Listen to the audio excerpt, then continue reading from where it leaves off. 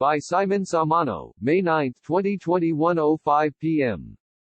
At least one epidemiologist is speaking out after UFC 249 fighter Ronaldo Souza tested positive for coronavirus Friday night.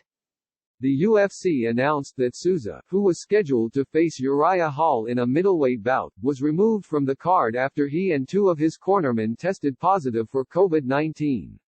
All three men were found to be asymptomatic. Souza, who's based in Orlando, Florida, and drove to Jacksonville on Wednesday, informed UFC officials upon his arrival that he'd been exposed to a family member with coronavirus. With this knowledge, the UFC tested Souza, as it has every person staying at the host hotel, and allowed him to remain on the card. On Friday morning, Souza stepped on the scale for UFC 249 weigh-ins wearing a face covering and gloves. He was tested again prior to fighter face-offs where UFC President Dana White fist bumped Souza and made contact with several athletes. According to a UFC statement, Souza and his team left the host hotel to self-isolate off the premises after their positive COVID-19 tests were revealed. The response to this development is indicative of the effectiveness of the health and safety measures UFC has put in place for this event, the UFC said in a statement. But Dr. Zachary Binney, an Atlanta-based epidemiologist, questioned any claim of the UFC showing responsibility. The UFC and Dana White were negligent, Binney tweeted Saturday.